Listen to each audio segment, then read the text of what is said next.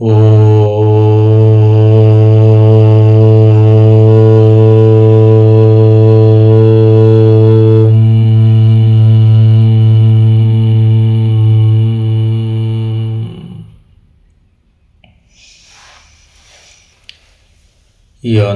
प्रविश्य मम वाचमिमां प्रसुप्तां सञ्जीवयत्यखिलशक्तिधरस्वधाम्ना अन्यांश्च हस्तचरणश्रवणत्वगादीन् प्राणान् नमो भगवते पुरुषाय तुभ्यम्। अनन्याश्चिन्तयन्तो माम् ये जनाः पर्युपासते तेषां नित्याभियुक्तानां योगक्षेमं वहाम्यहम्। सदाशिवसमारम्भां शङ्कराचार्यमध्यमाम् अस्मदाचार्यपर्यन्तां वन्दे गुरुपरम्पराम्। गुरुर्ब्रह्मा गुरुर्विष्णुः गुरुर्देवो महेश्वरः गुरुः साक्षात् परं ब्रह्म तस्मै श्रीगुरवे नमः। ॐ शान्तिः शान्तिः शान्तिः।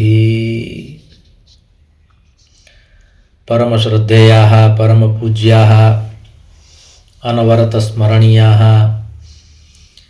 प्रभासतीर्थस्य अधिष्ठातारः प्रथमज्योतिर्लिङ्गाः भगवन्तः श्रीसोमनाथचरणाः भगवन्तः रसराजप्रभवः भगवन्तः पुराणपुरुषोत्तमाः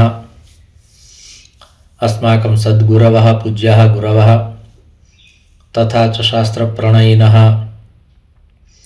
विद्याव्यासङ्गिनः श्रवणभक्तिनिष्ठाः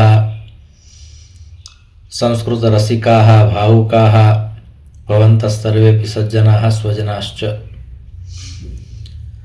भगवतः पुराणपुरुषोत्तमस्य कृपाप्रसादेन विभोरवात्सल्येन अद्य पुनरेकवारं चैत्रमासे कृष्णपक्षे दशम्यां बुधवासरे एतदनुसारम् एप्रिल् मासस्य 23तमे दिनाङ्के 25-उत्तर-2000तमे वर्षे विद्याव्यासंगं कर्तुं शास्त्रचर्चां कर्तुं भगवत्पादानां वाणीं गातुं श्रोतुं च अवसरः सम्प्राप्तः। इदमस्ति अस्माकं सर्वेषां परमं सौभाग्यम्। अत्रावसरे भवत्सु विराजमानं परमात्मानं नत्वा भवतां समेषां स्वागतं च कृत्वा पुनरेकवारं मङ्गलाचरणपूर्वकं वयं मिलित्वा स्वजीवनं मङ्गलं कुर्मः। सर्ववेदान्तसिद्धान्तगोचरं तमगोचरं गोविन्दं परमानन्दं सद्गुरुं प्रणतोऽस्म्यहम्। भगवत्पादाः अत्र आदिशन्ति। कुरु इति क्रियापदेन एतत्त्रयं त्वं कुरु इति ते कथयन्ति। लोकानुवर्तनं त्यक्त्वा देहानुवर्तनं शास्त्रानुवर्तनं त्यक्त्वा स्वाध्यासापनयं कुरु। अत्र एकं तु त्वया अयं लोकः न अनुसर्तव्यः। कारणं भिन्नरुचिः लोकः इति एकं वाक्यं वर्तते। एकस्मिन् लोके सर्वेषामपि जनानां रुचिः समाना न भवति। अतः इदमेकं वाक्यं कथितं यत् भिन्नरुचिः लोकः। परमात्मना अन्ये ये केचन जीवाः निर्मिताः ते सर्वेपि जीवाः प्रायः दर्शनेपि समानाः सन्ति, व्यवहारेपि समानाः सन्ति, स्वभावेपि समानाः सन्ति। किन्तु एकः मनुष्यः तादृशः अस्ति यः दर्शनेपि समानः नास्ति, व्यवहारेपि समानः नास्ति, स्वभावेपि समानः नास्ति। उदाहरणत्वेन कया रीत्या तर्हि सिंहाः स्वभावतः समानाः सन्ति, व्यवहारेपि समानाः सन्ति। तद्वत् पक्षिणः, पशवः, पिपीलिकाः, गजाः ये केचन जीवाः सन्ति। यदि भवन्तः सावधानेन पश्यन्ति चेत् ज्ञानं भविष्यति यत् ते सर्वेपि समानाः। यथा एका पिपीलिका कुत्रचित् गच्छति, अनुगच्छन्ति अन्याः सर्वाः अपि पिपीलिकाः। वने सिंहः भवति चेत् सत्युगे सिंहस्य यादृशः स्वभावः आसीत् तादृश एव स्वभावः वर्तमानकालेपि सिंहस्य वर्तते। एवं प्रकारेण काकः वर्तमानकाले यादृशः अस्ति तादृशः एव सत्युगे अपि आसीत्।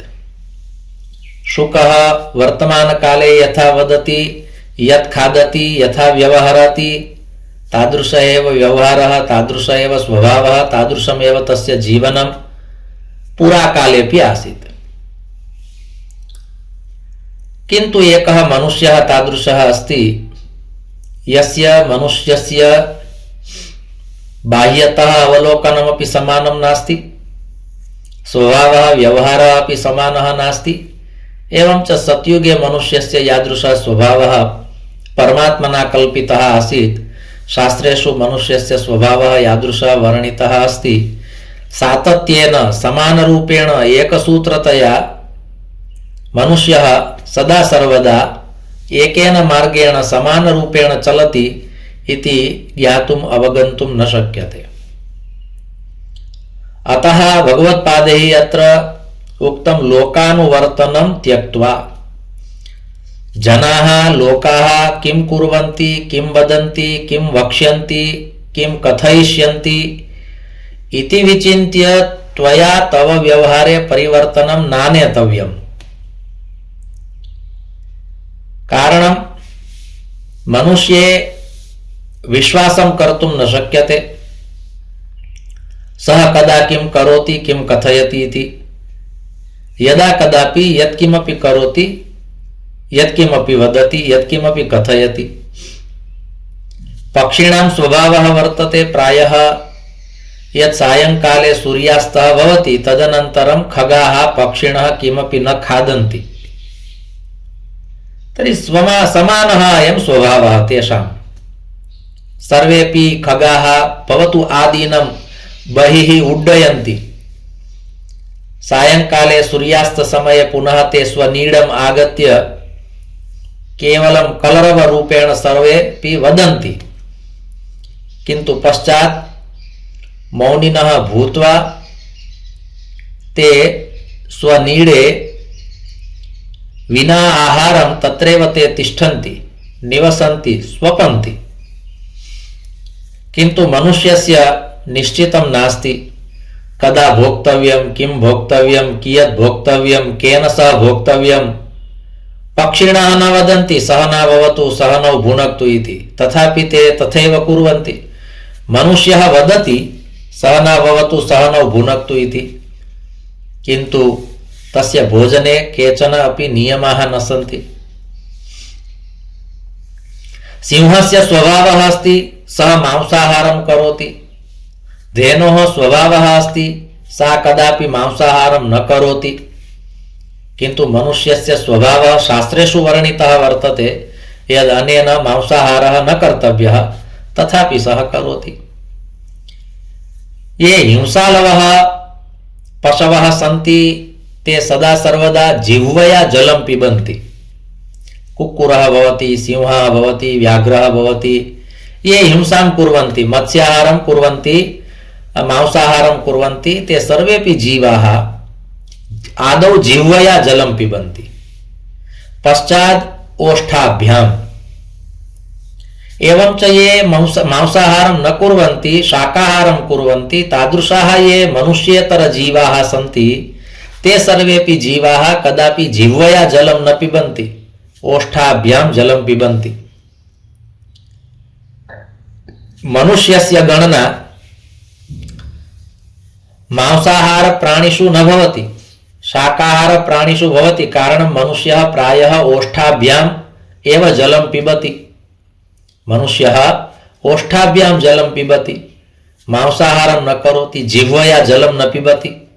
अर्थात यदा पात्रे जलं भवति तदानीं तत् जलं तेन कदापि जिह्वया न पीयते, अपितु ओष्ठाभ्यां मनुष्यः जलं पिबति। तर्हि जलपानस्य या पद्धतिः वर्तते तया पद्धत्या तु मनुष्यः शाकाहारी अस्ति, मांसाहारं न करोति इति व्याख्यायाम् आगच्छति। तथापि मनुष्यः पूर्णरूपेण सर्वेपि मनुष्याः शाकाहारं न कुर्वन्ति, मांसाहारं कुर्वन्ति। अस्माभिः अवलोकितं यत् केनापि मनुष्येतर जीवेन मद्यपानं कृतं स्यात्, ते मद्यपानं न कुर्वन्ति। मनुष्यस्य स्वभावः नास्ति यत् तेन मद्यपानं कर्तव्यम्। यानि पापानि निर्दिष्टानि सन्ति, पंचमहापापानि निर्दिष्टानि सन्ति, तेषु पंचमहापापेषु इदमपि एकं पापं यत् मद्यपानमिति।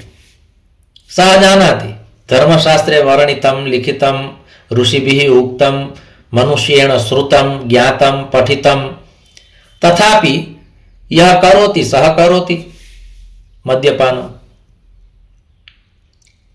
तर्हि अत्र भगवत्पादैः मनुष्यस्य यः स्वभावः शास्त्रेषु वर्णितः वर्तते, एवं च येन प्रकारेण मनुष्यः जीवति तत् सर्वं विलोक्य इदमेकं वाक्यम् उक्तं यत् लोकानुवर्तनं त्यज।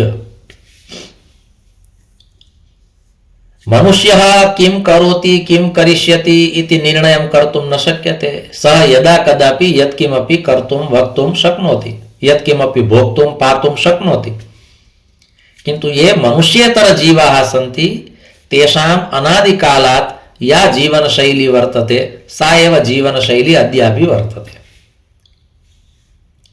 तर्हि किमर्थं परिवर्तनम् आगच्छति, परिवर्तनमिति संसारस्य नियमः इति सर्वम् उच्यते चेत् केवलं मनुष्याय एव। अन्येभ्यः जीवेभ्यः परिवर्तनं संसारस्य नियमः अस्ति इति वक्तुं न शक्यते। पुराकाले मर्कटाः वानराः यादृशाः आसन्, वर्तमानकालेपि तादृशाः एव सन्ति। त्रेतायुगे भगवता श्रीरामचन्द्रस्य साहाय्यं कुर्वाणाः वानराः यादृशाः आसन्, अद्यापि वानराः तादृशाः एव सन्ति। तत्र परिवर्तनं नास्ति। परिवर्तनमिति संसारस्य नियमः इति वानराः न वदन्ति, नराः वदन्ति। कथनस्य तात्पर्यम् एतादृशस्य लोकस्य, एतादृशस्य जनस्य, एतादृशस्य जीवस्य, एतादृशस्य नरस्य अनुवर्तनं त्यज। अर्थात यस्य जीवने सातत्यं नास्ति, सारल्यं नास्ति, साहजिकता नास्ति, तस्य अनुसरणं न कर्तव्यं, तस्य अनुवर्तनं न कर्तव्यं, तस्य अनुकरणं न कर्तव्यम्। अतः भगवत्पादैः आदौ उक्तं लोकानुवर्तनं त्यक्त्वा, पुनः उक्तं त्यक्त्वा देहानुवर्तनम्। पुनरेकवारं तेषामपि अन्येषां जीवानां स्मरणं कर्तव्यम्।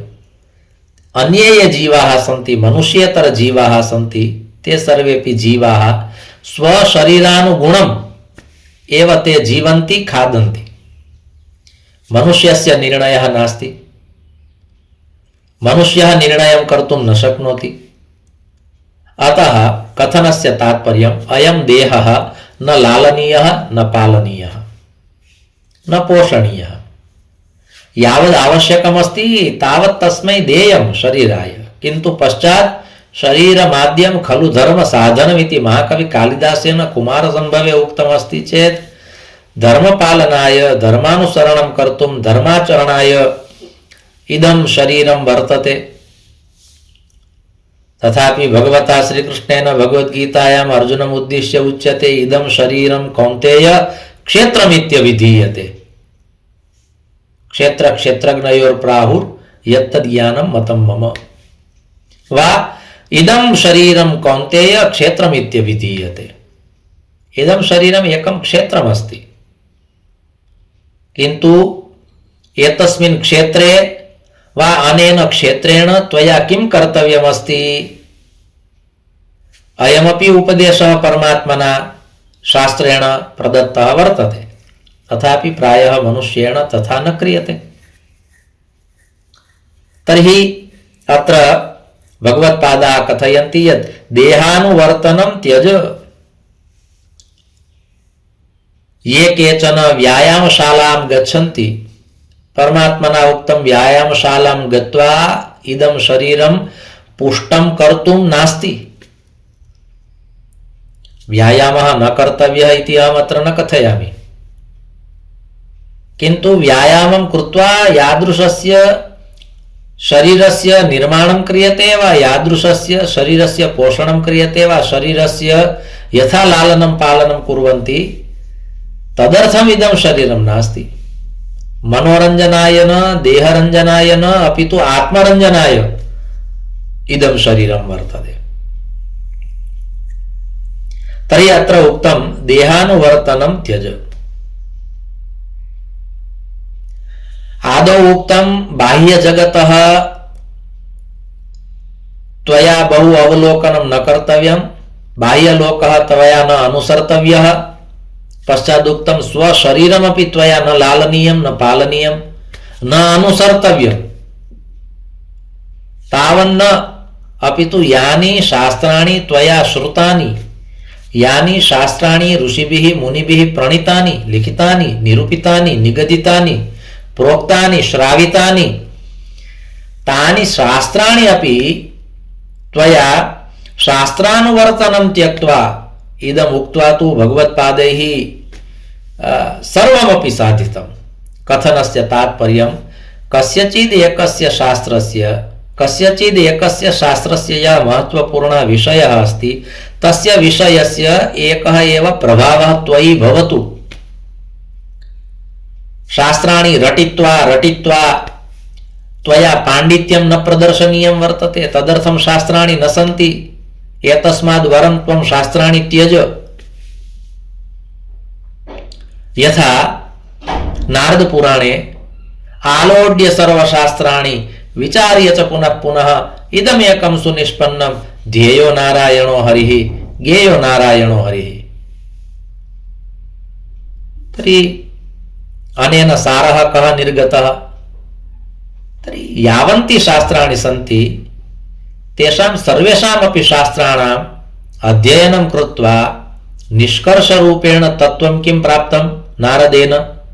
तर्हि नारदेन इदमेव प्राप्तं यत् ध्येयो नारायणो हरिः। भगवत्पादैः अपि बहूनि शास्त्राणि विरचितानि, बहु लिखितं, भाष्यं लिखितं, प्रकरणग्रन्थाः लिखिताः, स्तोत्राणि लिखितानि, किन्तु साररूपेण किम् उक्तं?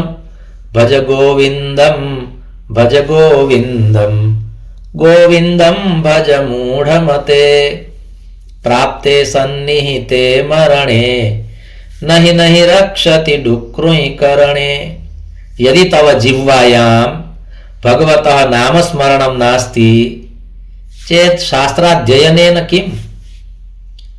यदि शास्त्राणि पठित्वा जीवः मनुष्यः ईश्वराभिमुखः न भवति चेत् प्रयोजनं किम्? शास्त्राध्ययनस्य कार्यं किं? फलं किं? फलश्रुतिः का? प्रश्नः भवति। तर्हि एतत् सर्वम् अस्माभिः किमर्थं श्रोतव्यं वर्तते? केवलं ज्ञानोपार्जनं कर्तव्यमस्ति।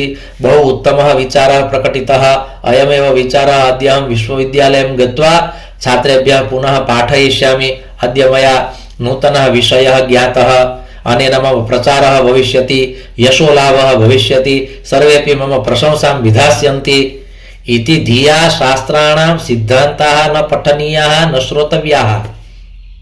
अपि तु इदमेकं सुनिष्पन्नं ध्येयो नारायणो हरिः ज्ञेयो नारायणो हरिः। देवर्षि नारदेन कर्मकांड विषयेपि ग्रन्थः लिखितः, नारद पंचरात्रम्।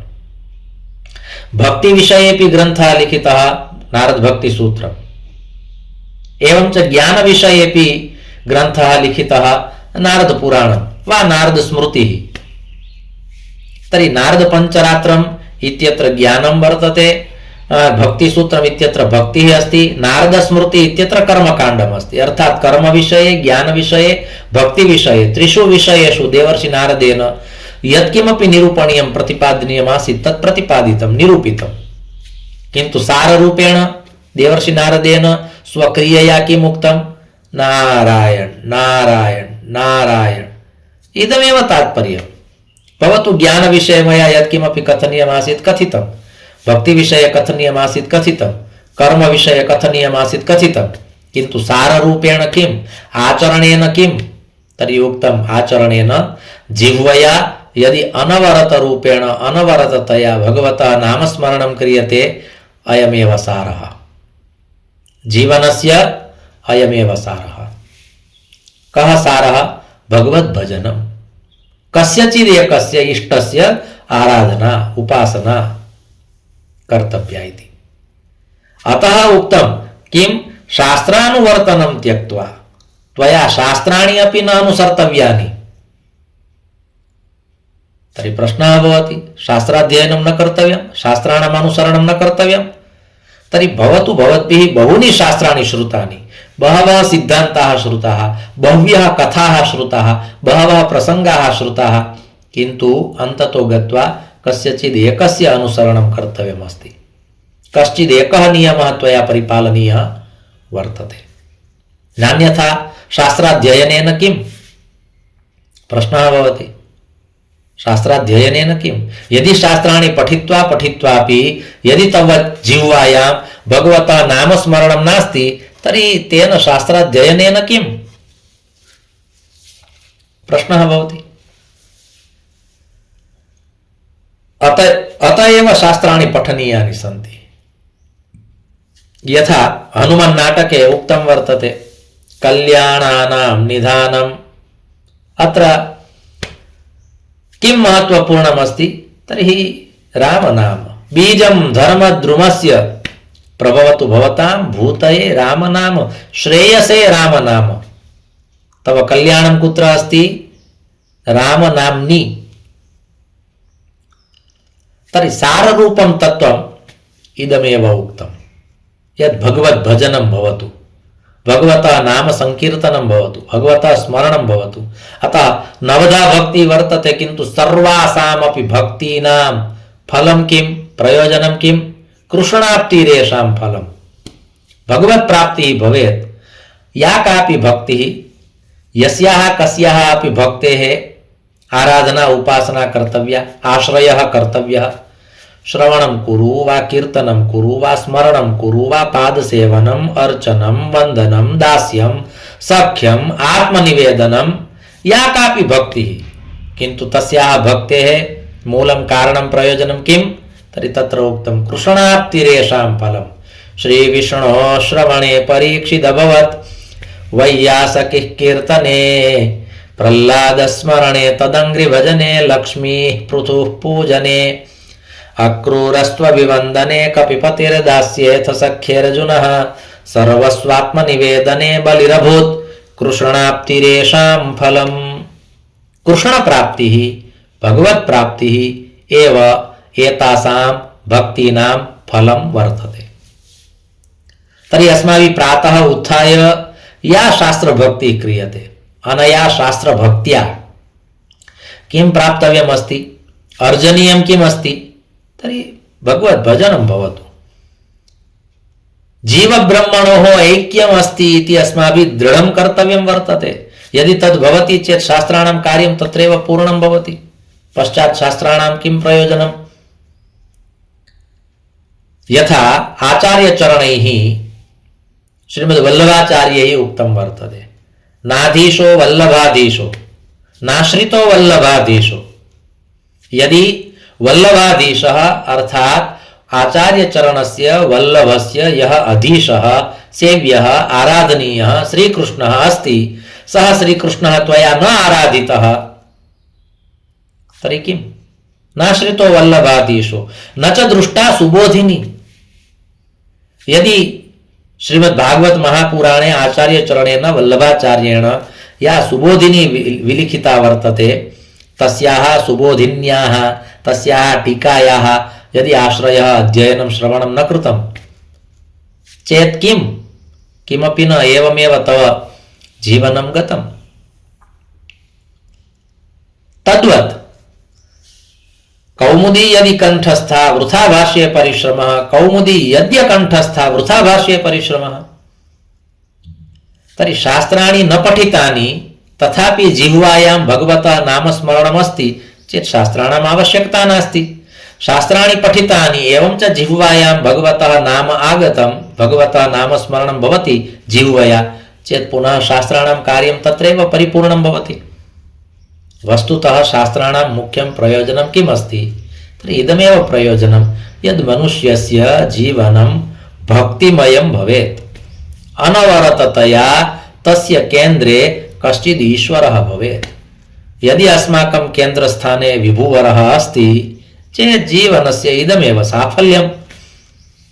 शास्त्राणि श्रुत्वा श्रुत्वा भगवती अनुरक्तिः भवति, भगवती अनुरागः भवति, जिह्वायां सहजतया भगवतः नामस्मरणं भवति जिह्वया चेत् सार्थकम् इति कृत्वा केनचित् महापुरुषेण उक्तं वर्तते किं यदि मनुष्यः शास्त्राणि पठति, किमर्थं शास्त्राणि पठितव्यानि?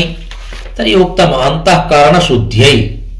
शास्त्राणां बहूनि प्रयोजनानि सन्ति, किन्तु तत्र एकं प्रयोजनमस्ति, शास्त्राणि पठित्वा पठित्वा अस्माकम् अन्तःकरणं शुद्धं भवेत्, तादृशः तेन यत्नः प्रयत्नः प्रयासः कर्तव्यः। तर्हि प्रयासः कर्तव्यः, प्रयासः कृतः, तत्र सफलता अपि प्राप्ता। यदि अन्तःकरणं शुद्धं भवति प्रयत्नेन, पश्चात् शास्त्राणि स्वयं तत्र आगत्य तिष्ठन्ति। एकमपि शास्त्रं तादृशं नास्ति।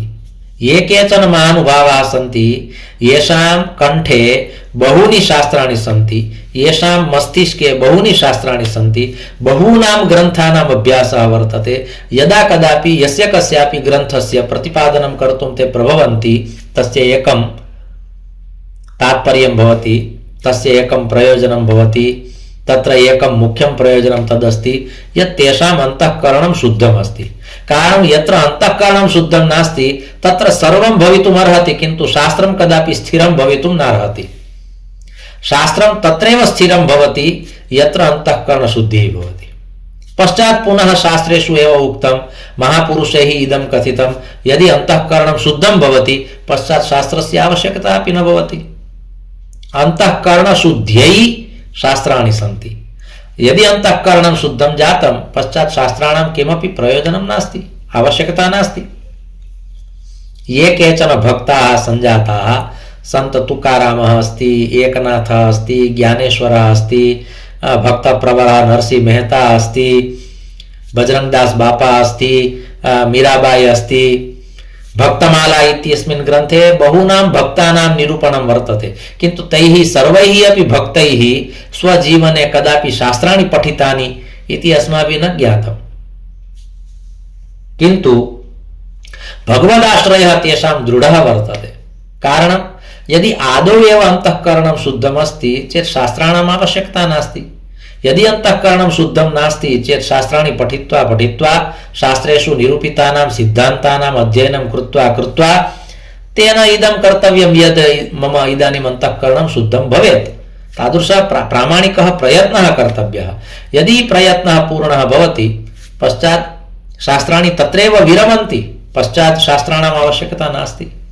यथा एकं मलिनं वस्त्रमस्ति, तर्हि मलिने वस्त्रे वस्त्रस्य शुद्धतायै अस्माभिः फेनिलः अर्थात् वस्त्रप्रक्षालनाय यः एकः फेनिलः भवति वा फेनिलं भवति तेन अस्माभिः वस्त्रप्रक्षालनं क्रियते।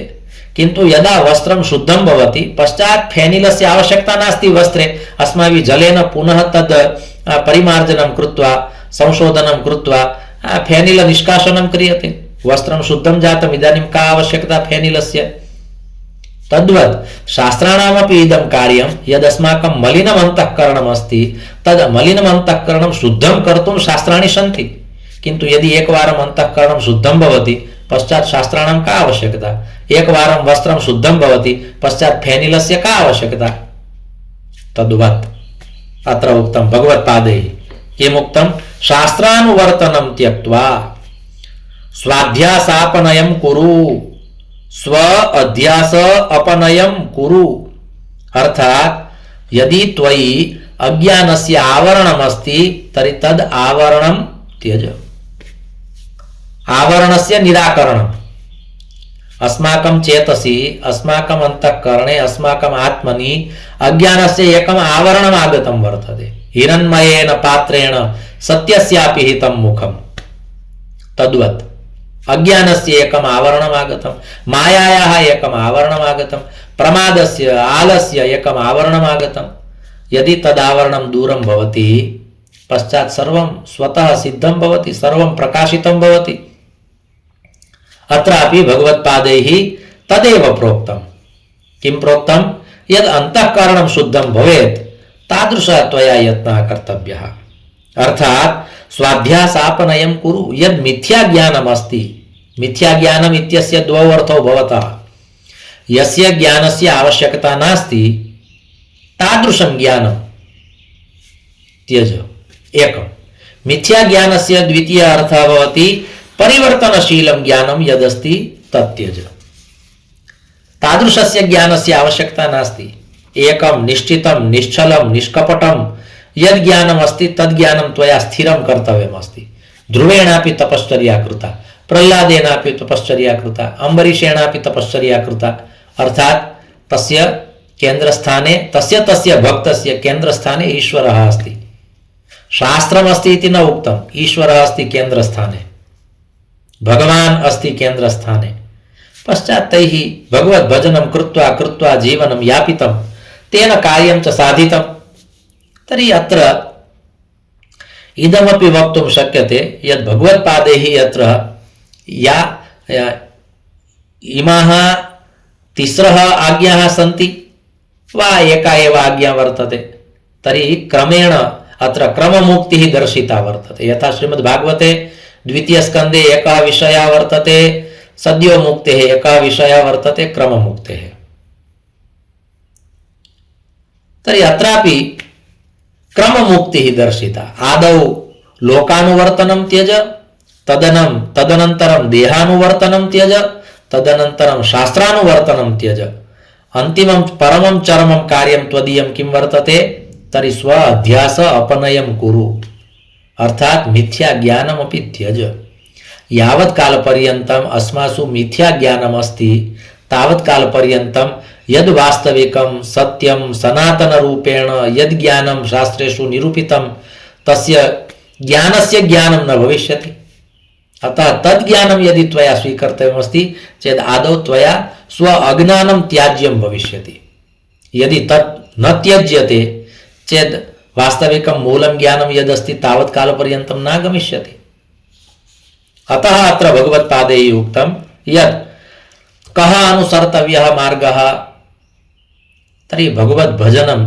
इति एकः अनुसर्तव्यः मार्गः एतस्य शरीरस्य इयमेव सफलता वर्तते इयमेव सार्थकता वर्तते यदि सः अहं ब्रह्मास्मि इति उक्त्वा तस्य अनुभूतिं करोति शास्त्राणि अपि तत्रैव विरमन्ति देहानुसन्धानम् अर्थात् देहानुवर्तनमपि तत्र पूर्णं भवति लोकानुवर्तनं तु स्वतः पूर्णं भविष्यति अर्थात् येषां भक्तानाम् अस्माभिः चर्चा क्रियते तैः सर्वैः अपि भक्तैः लोकानुसरणं न कृतं लोकाः किं कुर्वन्ति किं वदन्ति कुत्र गच्छन्ति कीदृशं तेषां जीवनम् इति भक्तैः कदापि न विलोकितम्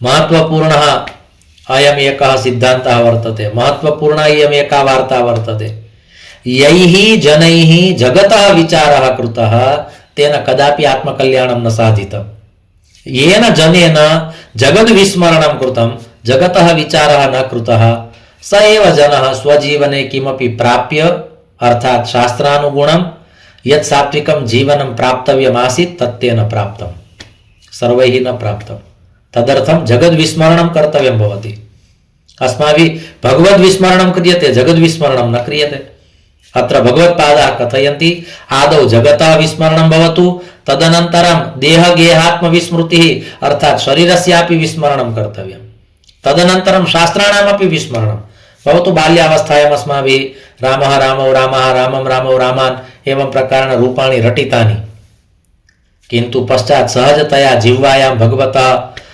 नामस्मरणं भवति चेत् पर्याप्तं सा एव फलश्रुतिः तर्हि अत्र भगवत्पादैः पुनः उक्तं यत् अन्ततो गत्वा स्वाध्यापनयनं कुरु अध्यासः अर्थात् मिथ्या ज्ञानं शनैः शनैः एतत् सर्वं त्वं त्यज अत्र इदमेव कथनं वर्तते भगवत्पादानाम् अर्थात् लोकविस्मरणं भवतु देहविस्मरणं भवतु शास्त्रविस्मरणं भवतु मिथ्याज्ञानविस्मरणं भवतु पश्चात् त्वदीया या स्थितिः आगमिष्यति सा स्थितिः शास्त्रानुगुणा महापुरुषाणां जीवनम् अस्माभिः पूर्वम् एकवारं चर्चा कृता आसीत् जे कृष्णमूर्ति महोदयस्य एवं च स्वामी शरणानन्द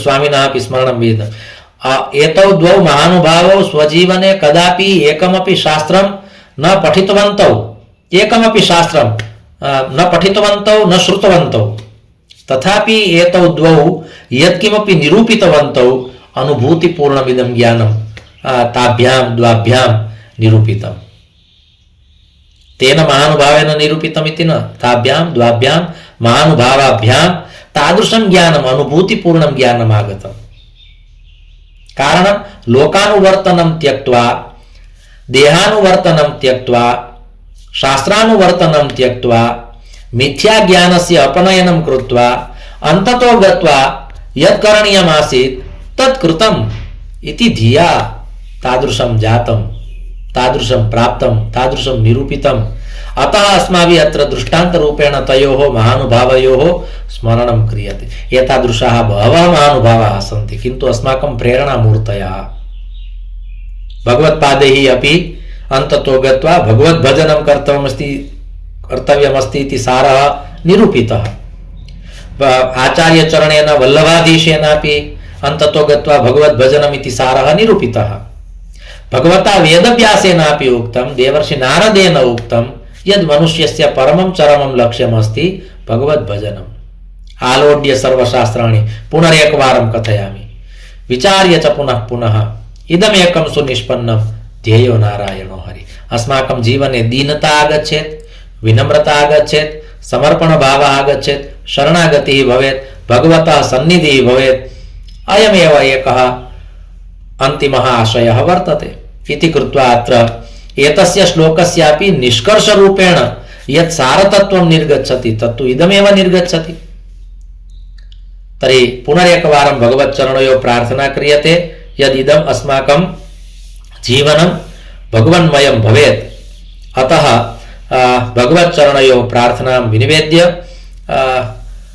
इदमेव व्याख्यानं पुनरेकवारं भगवच्चरणयोः समर्प्य द्वाभ्यां श्लोकाभ्यां सत्रमिदम् अस्माभिः परिसमाप्यते धर्मस्य विजयो भूयाद् धर्मस्य पराभवः प्राणिनां चैव सद्भावः भूयाद् विश्वस्य मङ्गलम् सर्वे भवन्तु सुखिनः सर्वे सन्तु निरामयाः सर्वे भद्राणि पश्यन्तु मा कश्चित् दुःखभाग् भवेत् ॐ शान्तिः शान्तिः शान्तिः ॐ